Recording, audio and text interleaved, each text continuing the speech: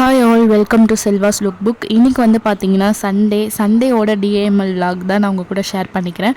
நான் வந்து இதை பெருசாலாம் எடுக்கல, என்னால் முடிஞ்ச அளவு நான் கவர் பண்ணியிருக்கேன். மார்னிங் பிரேக்ஃபாஸ்ட்டுக்கு வந்து பார்த்திங்கன்னா பயிறு வந்து ஊற வச்சுருந்தேன். நைட்டே வந்து ஊற வச்சுட்டேன். அதை வந்து காலையில் ஒரு 4 விசில் விட்டு எடுத்தோன்னா நமக்கு ரெடி ஆகிடும். அப்புறம் ட்ரை ஃப்ரூட் ஜூஸ்க்கு வந்து நட்ஸ் எல்லாமே நைட்டு ஊற வச்சுருந்தேன். அதை தான் வந்து காலைல ஜூஸாக போட்டு ரெண்டையும் வந்து நம்ம பிரேக்ஃபாஸ்ட்டாக எடுத்துக்கிட்டாச்சு. மதியத்துக்கு என்ன பண்ணலாம் பார்க்குறப்போ லாஸ்ட் சண்டே வந்து நம்ம சிக்கன் பண்ணியிருந்தோம். அதனால் இந்த சண்டே வந்து மீன் வாங்கி பண்ணலாம் அப்படின்னு சொல்லிட்டு மீன் வாங்கிட்டு வர சொல்லியிருந்தேன் என் ஹஸ்பண்டை. அது வந்து அந்த மீன் வந்து பார்த்திங்கன்னா 200 ருபீஸ்க்கோ எவ்வளோ வாங்கியிருந்தாங்க. அப்புறம் பாத்திரம் இருந்தது. எனக்கு சமைக்கிற முன்னாடி வந்து பாத்திரம் கழுவி வச்சுட்டா ஈஸியாக வந்து ஏதாவது ஒரு பாத்திரம் வேணும்னா அதை எடுத்து யூஸ் பண்ணிக்கலாம், அதுக்கு ஈஸியாக இருக்கும். அதனால் பாத்திரத்தை முன்னாடியே கழுவிடுவேன். இவ்வளோ பாத்திரம் கழுவிட்டு கடைசியில் பார்த்தா அந்த பயிறு வேக வச்ச குக்கர் மட்டும் அப்படியே கழுவாமல் வச்சுருக்கேன். மண்டையில் இந்த கொண்டையை மறந்த மாதிரி தான், அது மட்டும் கழுவாமல் அப்படியே இருந்தது. அப்புறம் என்ன சமைக்கிறதுக்கு எல்லாத்தையும் ரெடி பண்ண வேண்டியதுதான். நான் வந்து புளி எல்லாத்தையும் ஊற வச்சுட்டு சமைக்கிறதுக்கு என்னெல்லாம் தேவையோ அதெல்லாம் சைடில் ரெடி பண்ணி வச்சுட்டு இருந்தேன். என் ஹஸ்பண்ட் வந்து பார்த்தோன்னா மீனை வந்து கழுவிட்டு இருக்காங்க. அவங்க தான் வந்து எப்போவுமே எனக்கு கழுவி கொடுப்பாங்க. எனக்கு வந்து இன்னுமே ஃபிஷ் வந்து ப்ராப்பராக க்ளீன் பண்ண தெரியாது. இன்னும் நான் ப்ராப்பராக கற்றுக்கல அப்படின்னு தான் சொல்லணும். அப்புறம் எனக்கு இந்த சமைக்கிறதுக்கு, அதாவது குழம்பு ஏதாவது பண்ணுறேன் அப்படின்னா அதுக்கு முன்னாடி எல்லாமே நான் ரெடி பண்ணி வச்சிட்டேன்னா கொஞ்சம் ஈஸியாக இருக்கும். ஆனால் அதுவும் இல்லாமல் இடம் வேறு சின்னதாக இருக்கா, நம்ம அப்பப்போ இது பண்ணிகிட்டு இருக்க முடியாது. அப்படிங்கிறதுனால கொஞ்சம் முன்னாடி எல்லாத்தையும் எடுத்து வச்சுட்டு அப்புறமா சமைப்பேன். சாப்பிட்றதுக்கு தேவையில்ல, உங்களுக்கு வேணால் சொல்லி தரதுக்கு அதுக்கு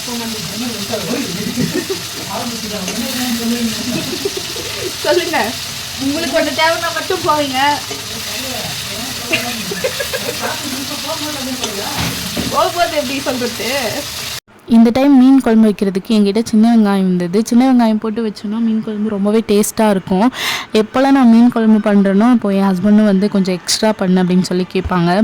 புளி வந்து பார்த்திங்கன்னா பழைய புளியாக இருந்தது, ரொம்ப கருப்பாக இருந்தது. அதை வந்து யூஸ் பண்ணுறப்போ குழம்பு வந்து ரொம்ப டார்க்காக வந்துடுமோ அப்படின்னு பயந்துட்டு இருந்தேன். பரவாயில்ல, அந்த அளவுக்குலாம் வந்து நம்ம கருப்பாலாம் வரல, ஓரளவுக்கு இருந்தது.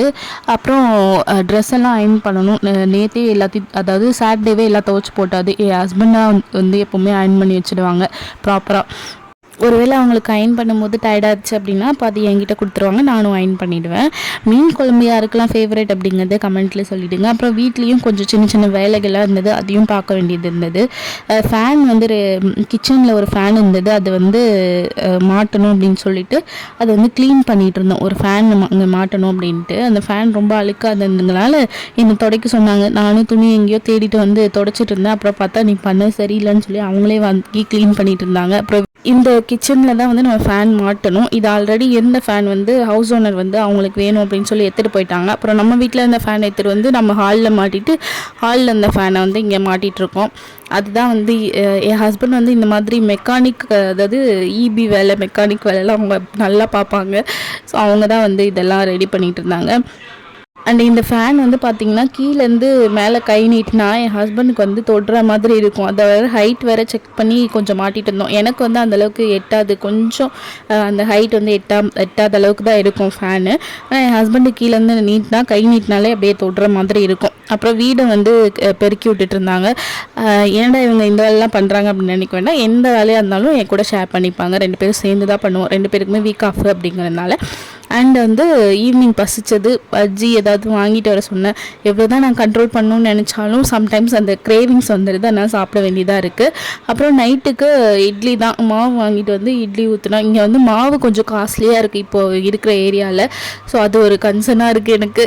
மாவு வந்து நைட்டு வாங்கி இட்லி ஊற்றிட்டு, இது வந்து பார்த்திங்கன்னா கோங்குரா. ரீசெண்டாக நாங்கள் இந்த சுகந்த பவன் அப்படிங்கிற ஹோட்டலில் வந்து எனக்கு ஒரு அண்ணா வாங்கி கொடுத்தாங்க. ரொம்ப டேஸ்ட் வந்து நான் எக்ஸ்பெக்ட் பண்ணல, ஆனால் சாப்பிட்டு பார்க்கணும் அப்படின்னு சொல்லிட்டு தான் வாங்கினேன்.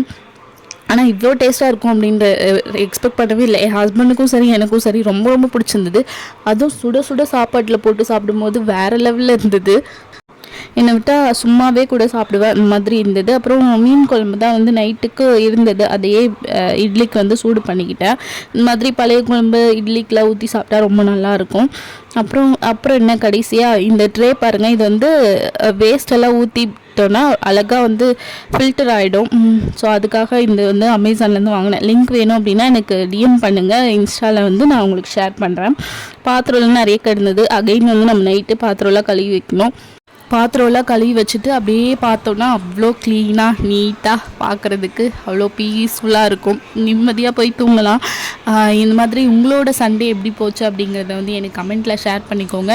இந்த விளாக் பிடிச்சிருந்தா மறக்காமல் லைக் பண்ணிவிடுங்க. நான் அவ்வளோதான், இந்த வேலையெல்லாம் முடிஞ்சிச்சு, தூங்க போகிறேன். பாய். நம்ம அடுத்த விளாகில் மீட் பண்ணலாம்.